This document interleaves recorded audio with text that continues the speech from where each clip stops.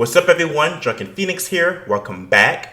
So, we are now in March of 2026. So, we are almost done with the first quarter of 2026. And as far as the cost of living goes, things don't seem to be, that improved. And a lot of Americans have a lot to say. So, let's go ahead and get started. What the fuck is going on with food right now? This is literally 93.7. It's all organic or whatever, all grass fed for 10.49 fucking pound. That's ridiculous. Even down here for 85.15, it's more. It's 11.50. That's organic or whatever. Still, you have 96.4 for $8 a fucking pound. What the fuck's going on? Let's see what this month's electric bill is. Last month it was $527, and that was before the snowstorm.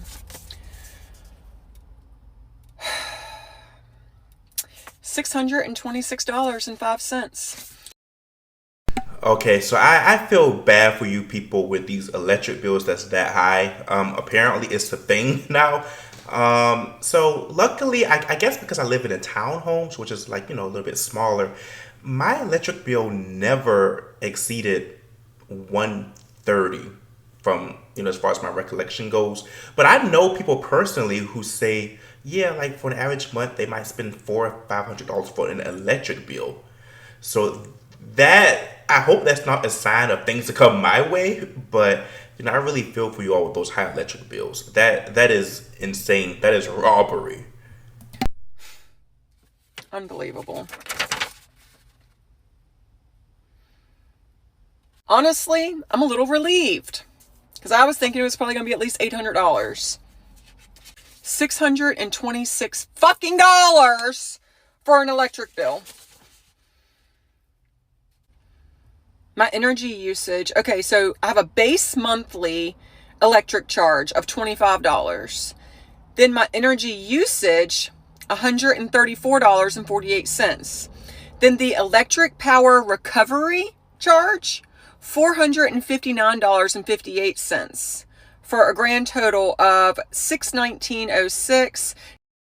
Wait, so do you guys know? Let me know in the comment section. What is the electric recovery charge? That was more than the electric from what she's saying. This is pretty depressing. I didn't know electric. Well, I knew, but I just didn't know that. I guess I just didn't expect this to be the new thing that everyone pays a lot of money for, electricity. I mean, it's something that we have to have, and it's almost as half as the mortgage. County tax of $1.50, state consumption tax of $5.49, total amount due $626.05.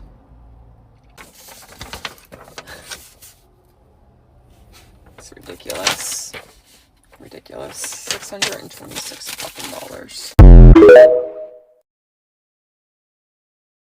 Food is high, and these are tough times. Tough times reflected in Oregon's 2026 cost of living report. Data collected by State Treasurer Elizabeth Steiner shows financial hardship is growing more common. And we're just all confused and just trying to survive out here. 73% of Oregonians report cutting down on expenses to pay for food. 53% say they still struggle to pay bills. We got to prepare for the times we in. Just shop smarter. I can't even shop in my own neighborhood anymore. All the stores like in Portland are really getting out of hand. Like groceries, when I went last time, when I tried to get a pack of strawberries, it was like $7 to $9 at all the stores for one pack of strawberries. Treasurer Steiner says nearly half of Oregonians can't afford a $500 emergency and might turn to credit. By the end of the month, they've run out of money until they get their next paycheck. And so as a result, more Oregonians are using credit cards to pay for essential things like food or gas. This is just depressing that we're at a state where people are forced to use credit cards and other, debt instruments to pay for their essentials. Like this is not the American dream. And meanwhile, this current administration wants to go to war just because, no good reason, despite what they may try to, conjure up and say to the American public. This is sad. This is very concerning, actually. And I think it's concerning because not only is it happening and people are going through this, but I think everyone's finally getting to the point, And I think I now don't get me wrong, I was always on game, but I think a lot more people are starting to realize that the people that can control and fix this stuff, they don't give a shit. Gas or utility bills. The report shows debt is at an all-time high, as are interest rates. Bankruptcy filings increased 25% between 2024 and 2025. The more things happen like what's happening in the world now, it's gonna get higher. I cannot afford Florida anymore. I just looked at my budget and my electric bill for December, which in Florida, mind you, we don't use the AC very much when it comes to December, okay? My electric bill for this December was more expensive than my electric bill from August of 2020, one of the hottest months of. Oh, come on, man. We wanted an electric bill reveal. He's just saying it's just higher in general. I was actually really interested in this because I also live in Florida, and I just want to kind of get a glimpse of what to expect. I mean, he has a pretty big crib, though, so I don't know if I could see it being high. The year. Make that make sense. I used way less electricity in December than I do in August of any given year, and somehow my bill is now higher. My electric bills have more than doubled in the course of 5 years. And also, my water bill has more than doubled. And not to mention the rates of my insurance, property taxes, yada, yada, yada. It's all just gone up and up and up. I thought homeownership was supposed to be the cure-all solution. You buy a property, you pay it off one day, and then you are just fancy living, here we come. But apparently, that's not the case, as I know many homeowners who bought in Florida who are being priced out, and they have like the neighborhood fees or the association fees. Those have gone up rampantly without any sort of guardrails, and people who bought houses are just being. I can attest to that home ownership association fees have gotten way out of hand. It's just, to me, I think it's just a big scam. I can appreciate them, providing certain services for us and, keeping the neighborhood orderly and things, but there's definitely people taking advantage of that's on the board, in my opinion, and the opinion of so many other people. Being priced out because of that alone. Luckily, I don't have those, but even I'm still feeling the squeeze with everything going up in the budget. So I'm selling. I can't afford it. And to those saying renting's not much better, I don't know, at least you have the mobility to leave, I guess. You know what I mean? The most frustrating thing to me is that we were all just promised this one thing when we all went to college to get the degree, and we saved up all the money to make the down payment on the house, and that has not panned out. I'm not like some financial expert. I'm just some guy who just knows that his bills have gone up astronomically, and my baseline number for cost of living per month, even before groceries or buying clothes, I know from firsthand lived experience that this situation here does not work for me financially. And when the only answer you can get as to why did my bills double in 5 years is just because, that doesn't really give me any comfort that it's gonna get better anytime soon. So I'm tapping out now while I still can, because I'm getting priced out of existence here in Florida. And that's that.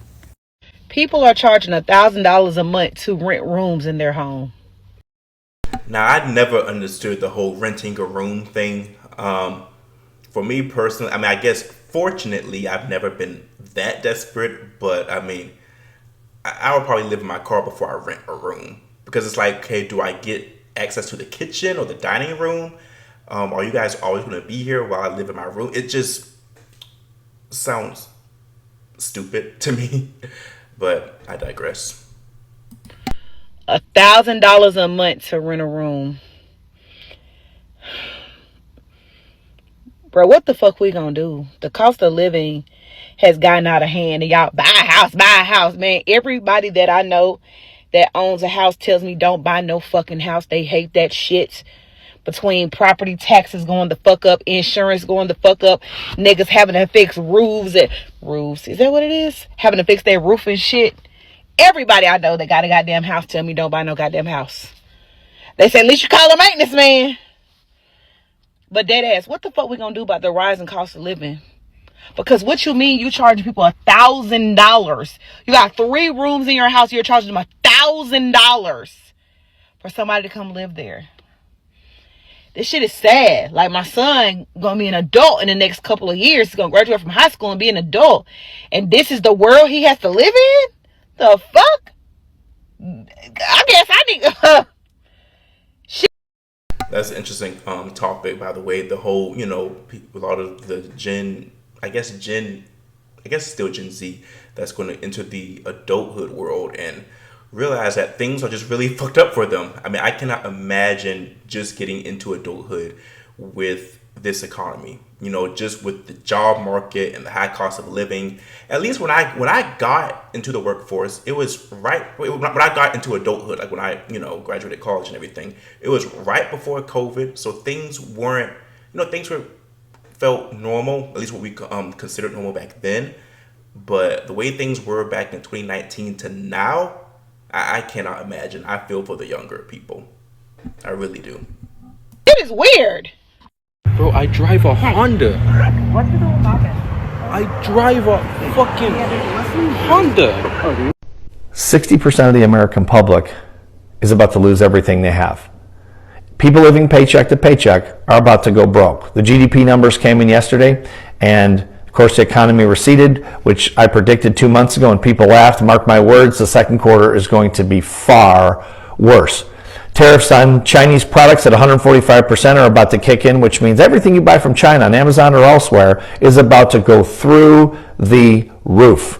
Grocery store shelves are starting to empty at Walmarts across the country, and of course grocery prices continue to soar. People who have been financing groceries on credit are starting to default on those payments. We are about to see an economic catastrophe. If you're in this 60% that has little or no money, please stop spending money. Protect your family. Trump does not care about you. Even if you voted for him, he's a billionaire. He won't suffer, but you and your family will. Please. Yeah, so I agree with everything this guy is saying as far as, the president does not give a fuck about us. Yeah, things are pretty bad now, and he's saying things are going to get worse, which I can honestly see happening.